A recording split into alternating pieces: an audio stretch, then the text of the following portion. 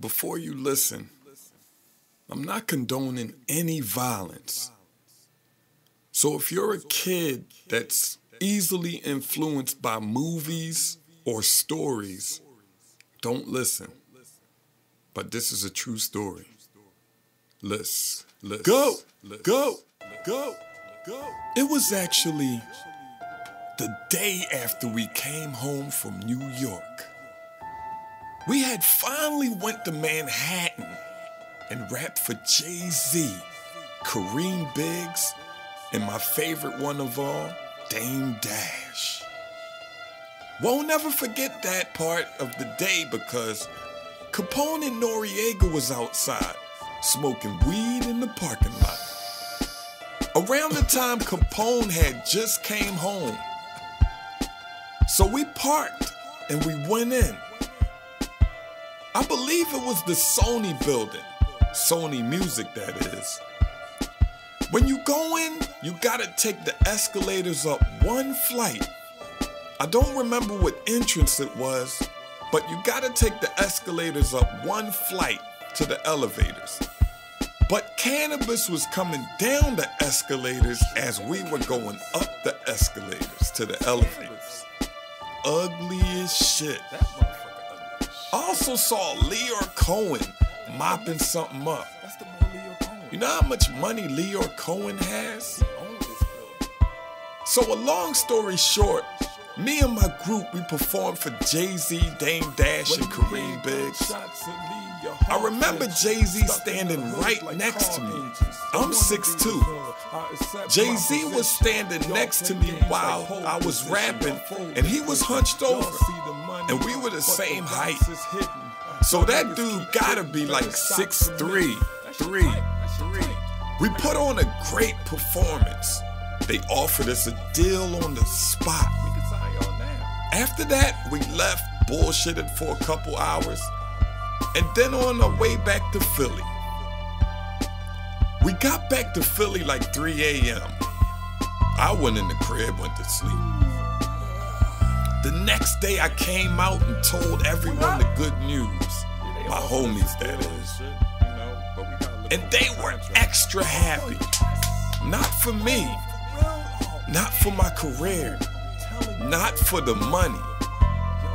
They were happy about how much pussy they were gonna get. I remember it slightly. We were on my homie D.O.'s porch. We sold our weed off them steps. He had a side alley next to his house. He had all the bags of weed and stuff stuffed in the sneakers.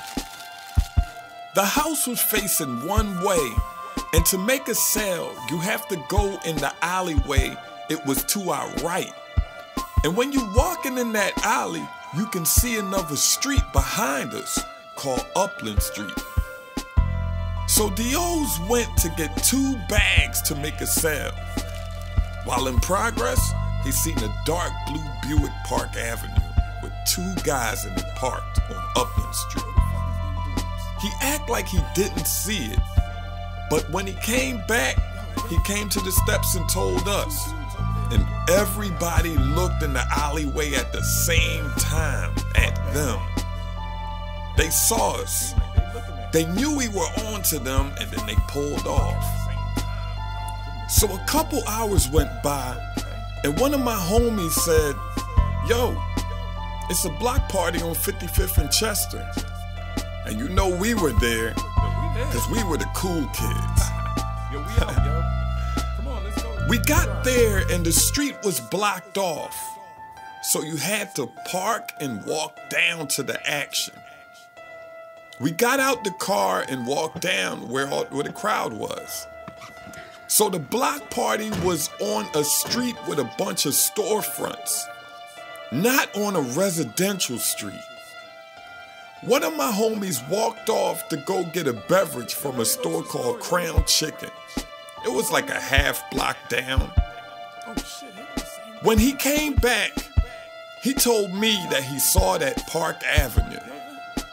It was distinctive because the right front rim was stock and the back one had a 20-inch chrome rim on it. Couldn't see the other side, but we assumed they had 20-inch chromes on them also. He came back and said, yo, I just seen that car parked near Crown. So we walked back over to investigate, and I identified the car, but Dio's wasn't with us. We went back to get him and tell him the situation. We saw Dio's, and my homie Don started walking fast towards him. I'm more in the back looking around to see if anyone's looking at me or my other homies. By the time we got back to our crowd, we walked down a little in front of a Jamaican store called J&J. Dio saw the guys standing directly across the street from us. Don and Dio's had hammers on them, but I didn't. Soon as Dio said, there they go right there, I saw a guy reaching at his waistline under his shirt, and you know what that means.